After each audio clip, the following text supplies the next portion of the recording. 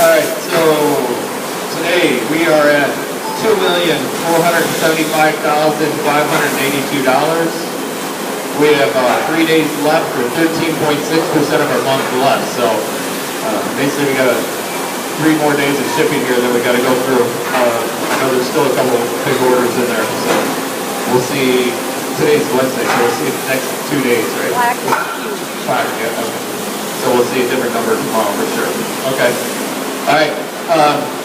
Issues. We need to make sure we run SYS 157. There is orders behind that, so we can keep running that. Okay, but make sure we get the parts ground up that Robin pulled out for us. Okay. IL1, that's not the highest priority. I'd like to start that this afternoon, but INS 17 and a couple of the other ones are hotter, so. But I'd like to see if we get it started up, just see what it runs, and see if we're getting that pull-in stuff. Okay. So. 64, where's Rich? Rich, can you look at that, where we're at? Is the real time just not hooked up on 64 yet? Will we move it? You can check that. It is? If it is, because it's not working. So, okay, you can look into that.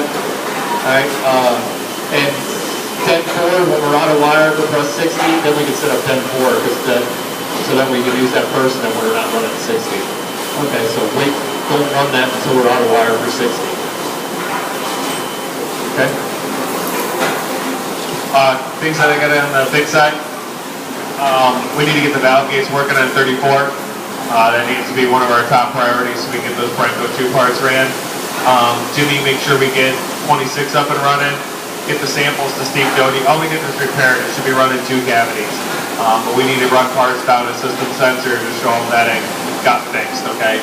I did put in 2 releases that we can go ahead and run since we got the tool in there that should take us to our full stock. 89 PM? What's that? 89, do we want to get a PM? That's what I said, yeah, 89. Yeah, we should, get that into the tool room, we'll get that forward in with it.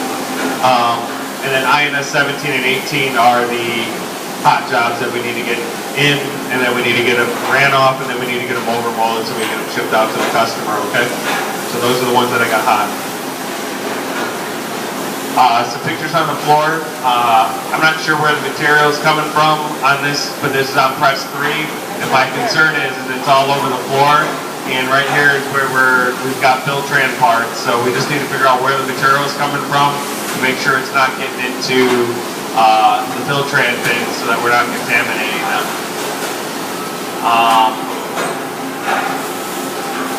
I don't remember what I had in the picture there. I think it was material on the floor again as well.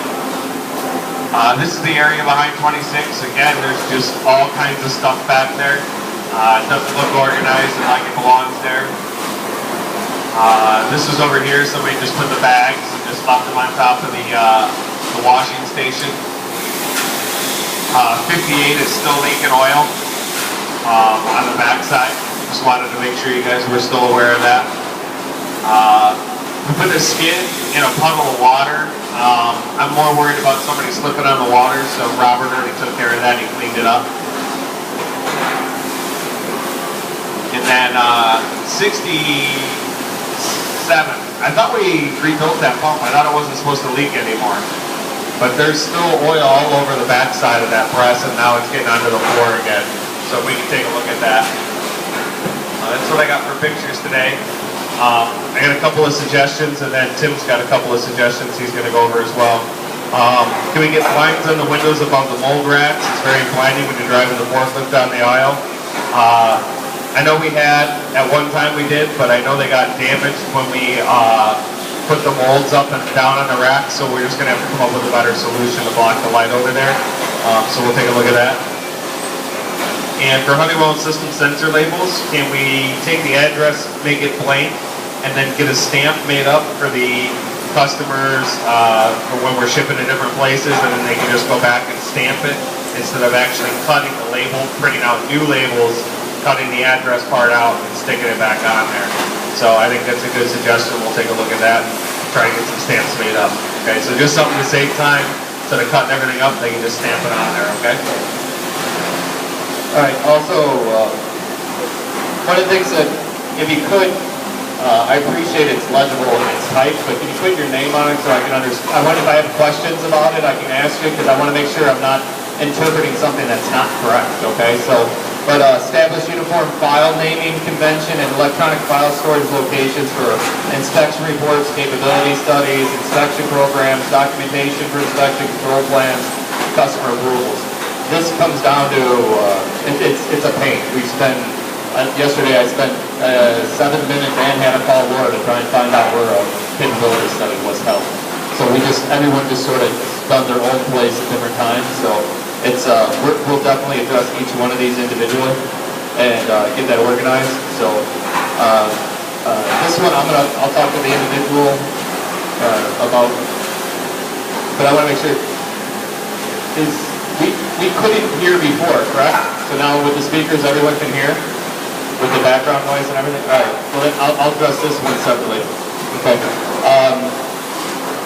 We have the material handling Kaizen event upstairs on the mezzanine today to try and continue with the auto loaders and the materials that I have for storage for, for all the auto loaders and filter bags and everything else. So that's at 3 o'clock today.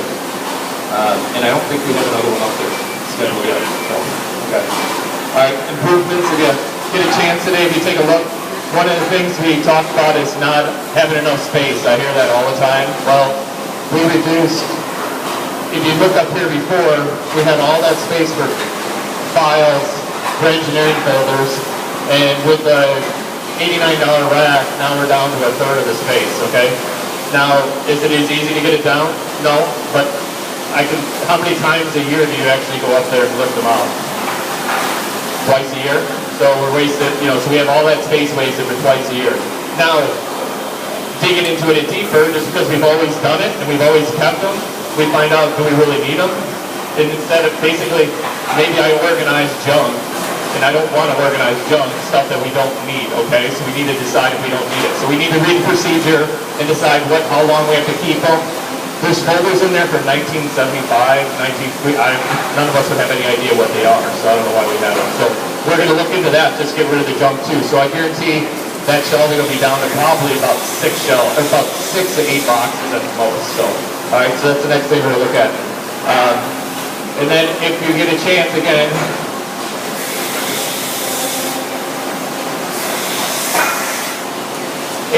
one of the pictures I took with Maria up front was a box of tools. So she nicely organized all her tools, put them in a box, labeled it tools, but then she'd have to dig into it. So all those tools, she ended up needing 6 different pieces of equipment, between the flashlight, screwdrivers, and everything. She put that on the phone. So that box is gone. What I have up here on the left-hand side is a shelving unit. She had a full shelving unit of stuff she needed. She thought she needed. Then we had a cart with stuff that she thought she needed, but she didn't need it. All that shelf is gone now, and it's all underneath the one little rack that she had other stuff with. So we got rid of the shelf. When I say got rid of it, now we're using it for production, so we're going to roll it out for production. So we eliminated all that. Now, one of the other great ideas she came up with is, when she looks at the tool, when she does her PM and tightening and everything, she picks up a wrench and she puts it on, and she realizes it's the wrong one, she picks up the next one, puts it on. So what she did, she color-coded all the wrenches and then color-coded all the socket heads on all those. So she knows now when it's green, she picks up the green one, she does all the green ones, she picks up the blue wrench, she does all the blue ones at one time. So now she doesn't have to guess. So it literally didn't take her but minutes. It took longer to get the paint, to get the stuff than it is to do it. So she saved herself a lot of time. So when you get a chance, see what she's done up there again. So she just keeps knocking it out. Okay? Alright. Last time we left off talking about how is he going to put the lean culture in like you saw in Japan, okay? So I hope by now I've demonstrated how lean thinking can transform a business and a home. You should have a sense that lean is focused on concept of eliminating waste through continuous improvement, and that it all begins with a simple question, what bugs me? I've also discussed how lean can become a grind when we are focused on just the process instead of the people. In fact, I believe this is the point where most people give up on lean. They are 90% focused, 90% process focused, and 10% people focused, when in reality, it should be 100% the opposite. I came away with my second trip to Japan with a clear conviction that in order for lean to work in the long term and to stick, I would have to build a lean culture. Without a doubt, this is the biggest challenge. How does one build a culture of continuous improvement? How do you get people to always look for ways to improve? Our belief systems were simple.